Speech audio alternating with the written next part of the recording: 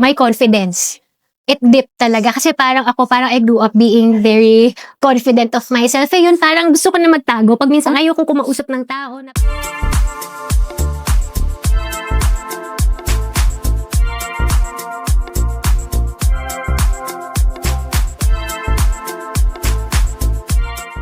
Hi everyone! Welcome back to She's Built From Within podcast. My name is Daphne and I'll be your host for today's episode.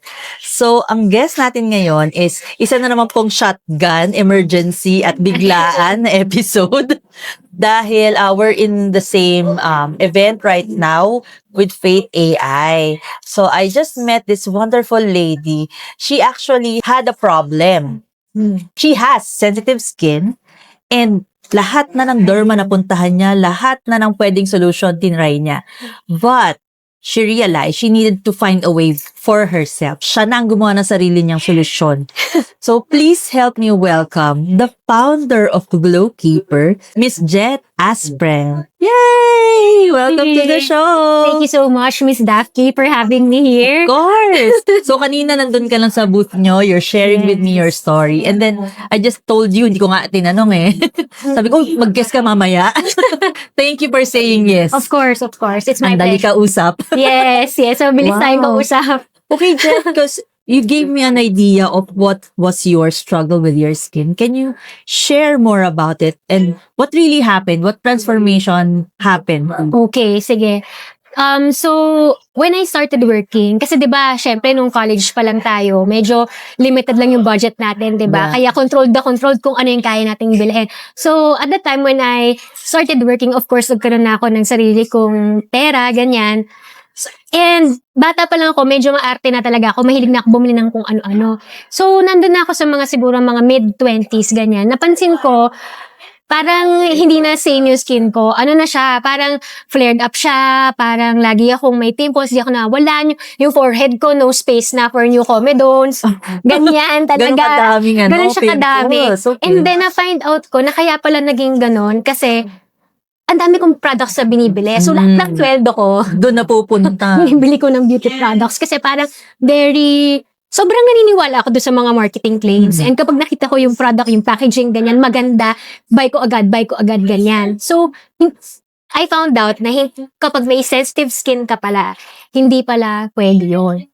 So, ayun, medyo matagal siya. Siguro nag-struggle ako ng kahit mga 2 to 3 years. 2 to 3 years yun, na ganun yung skin ko. And then, yun nga, ang sabi ko sa'yo kanina, pumunta na ako sa iba't ibang derma. Tapos yung products na binibili ko, kung saan-saang bansa na rin. Pero wala talaga. Yung kahit, yung products na nagaling mismo sa derma clinic, yun na yung ginagamit ko.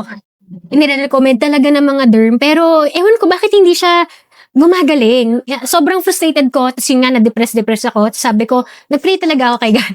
Sabi ko, Lord, bakit kaya ganito? Sabi ko, hindi naman ganito yung skin ko dati. Ba't ngayon?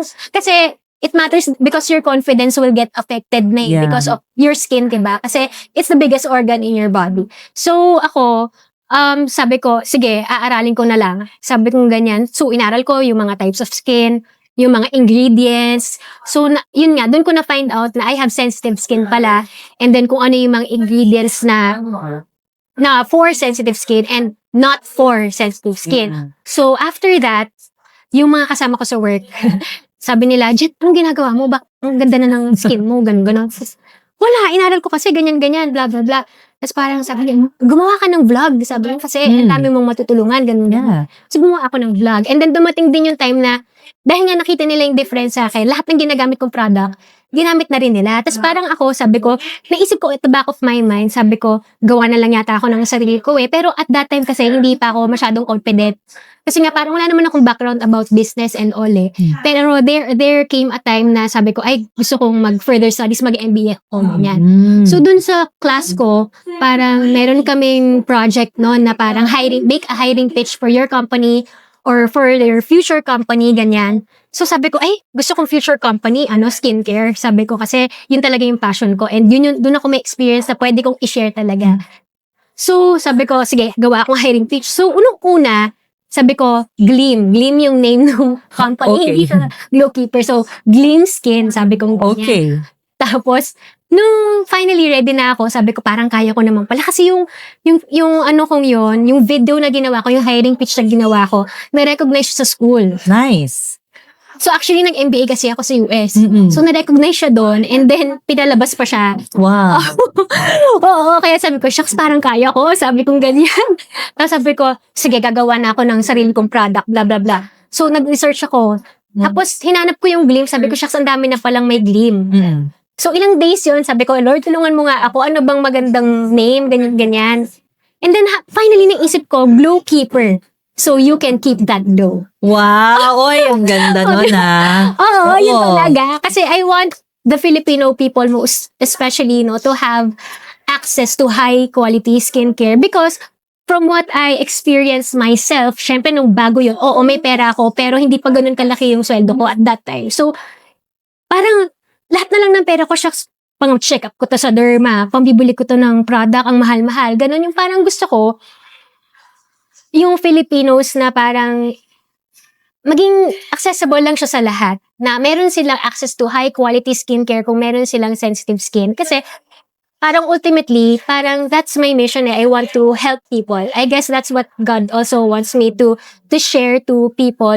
I think this knowledge, para to help them overcome their challenges because I experienced it myself. It's depressing.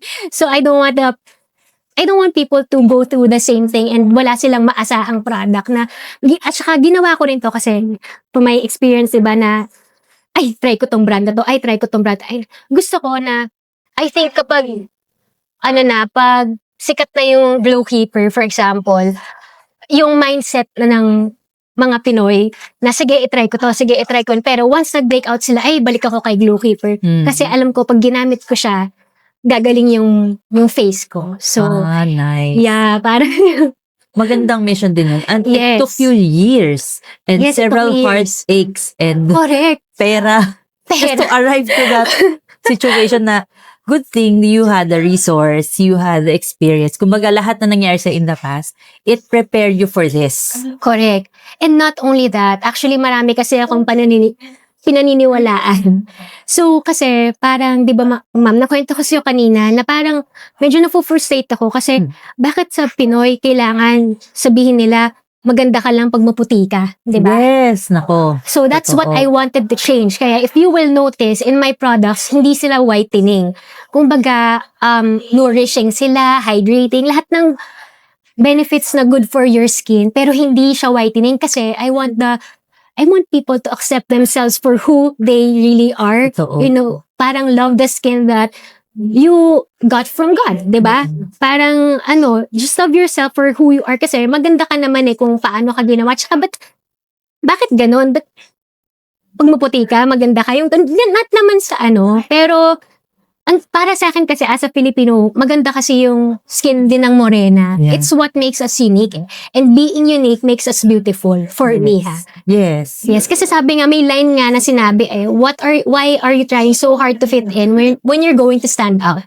So, I love it. Diba? Yeah. So, I want the people to stand out, especially Filipinos, because I realize this, sometimes we belittle ourselves, diba? Especially when we're interacting with other cultures, ganyan. Diba? Pag nasa first world country tayo, pag minsan, diba, we feel small.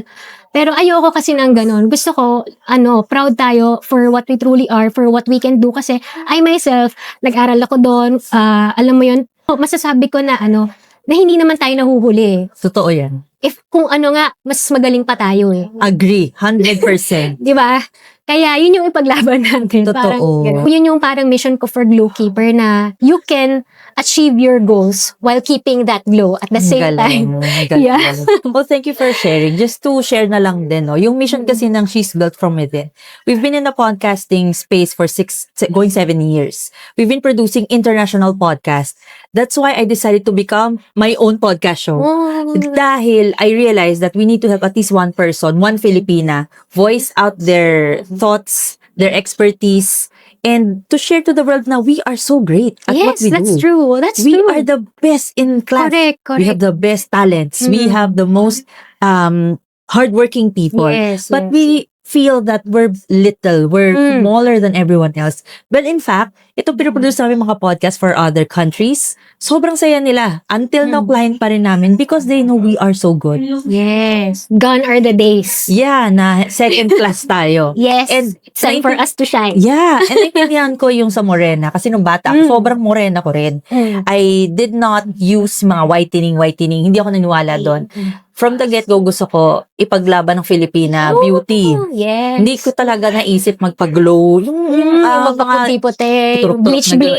hindi talaga. So, pinaglaban ko. Kaya rin yung mga clients natin abroad na pinoproduce natin ng podcast, tuntua rin sila dahil alam nilang natural ang team. Ang buong team namin. Wala yung mga pagluta-gluta. I love it. Yeah. Ayun. Yun. Quick sharing lang din. And if may I ask, depression is a very, shall I say, hard to discuss na topic. Tabu pa rin siya for some people. Yes. Can you share with us ano yung eksaktong na-feel mo or na-experience mo with depression?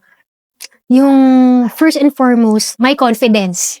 It dipped talaga. Kasi parang I grew up being very confident of myself. Eh yun, parang gusto ko na magtago. Pag minsan ayoko kumausap ng tao na parang, shucks, ang dami kong pimples sa noo. Parang, tas may time pa nun yung nakamask. Pag nakamask ka. So parang sabi ko, shucks, yung ko na lang yung nakikita. Puro pimples pa. Ganon. Kaya parang, ayoko nang lumabas. Ayoko nang makipag-usap. Tas, ayun, talagang self-image siya. Very important yung how you view yourself, you know.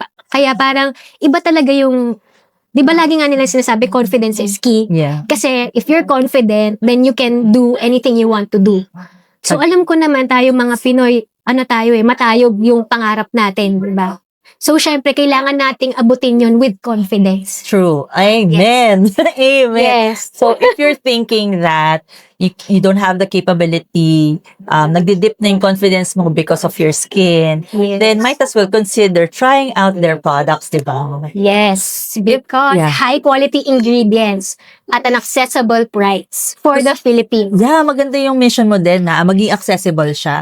I understand there are a lot of skincare out there na talagang high quality. However, talagang expensive. Yeah. Investment talaga. And Yes. thank you for making a product like that na halos lahat ng tao pwedeng maka-access, pwedeng maka-afford. And ma-maintain. Yes, Kasi ma-maintain. Correct ka dyan, ma'am. Kasi yung maintenance, yun yung, minsan talaga yun yung problema. Minsan mabibili mo siya, sabi na, One time lang. Oo, one time lang. Pero after that, shocks, ang mahal. Paano Yung na? ganun. Oo, Ako paano? ayoko ng ganun. Kasi actually, to be honest, yung pricing ko, binabaan ko talaga siya. Na parang, kasi diba, may rule kasi yun sa skincare na dapat ganito yung price mo, blah, blah, blah. Kung ganito yung COGS mo, ganito yung price mo in order for you to be profitable. Yung akin, hindi ko sinunod yun. Purposely, binabaan ko siya kasi parang, ewan ko, parang feeling ko, I was called really to, give the solution to this problem. For Filipinos to not break their banks. Yeah, that's good. And para mailagay naman yung ibang money for something else. Yeah. Emergencies. Mga plans nila in the future, savings, etc. Wow. And genuinely, ma'am, kasi every time na, halimbawa, may bumili ng product, tapos mag-feedback talaga sila na parang, Jet, nawala talaga. Pagkagamit ko, nawala. Or yung mga anak ko ginamit nila, nawala yung parang ako, parang I feel so fulfilled. Parang sinasabi ko talaga na parang, shucks, God, this is what you called me to do. Parang ganun. Nice. Ang ganda ng Yeah. We're aligned with you. We're game kami sa pagtulong sa mga kababaihan. Thank you so much. Yes. To, champion the Filipino women, bring our talents abroad, and bring our products elsewhere, hindi lang sa Philippines, tama, di ba? tama. So, we wish you all the best. We are hoping that this episode could inspire at least one person na mag-start yeah. ng journey din nila, magkaroon ng sarili nilang business, or Yes. maging kasing glowing mo. We're Thank so you, happy ma'am. to have you here. Yeah, Thank you me so too. much. Thank you so much for having me. Appreciate it. Thank you. So, if people want to follow you and your social media accounts, can you please share saan ka nila mahanap? So, Instagram, Facebook, and I think that's Instagram TikTok. and TikTok also. So, it's just Glowkeeper. Glowkeeper.beauty on Instagram and then Glowkeeper on TikTok and Facebook. May I borrow that? Tara, borrow Ay, natin. Ayan. Ito naman pala. Ayan. Oh, ayan, oh. Oh, thank you. Okay, ayan. So, Ayan. please follow That Glow glow. Keeper. Yeah, keep that glow on TikTok and Shopee. Do you have And Shopee? Shopee. Yes, Shopee. Shopee So they also. can order your products from TikTok and And Shopee. Thank you. Thank you Thank for you, being thank you so much. here. Have an awesome day. Lahat. Thank you po. Ayan. Thank you. See you in the next episode. Bye. Keep that glow. If you like this episode, please hit the subscribe button or share this with a friend. I hope you were able to learn something new for today. And see you in the next one. Bye.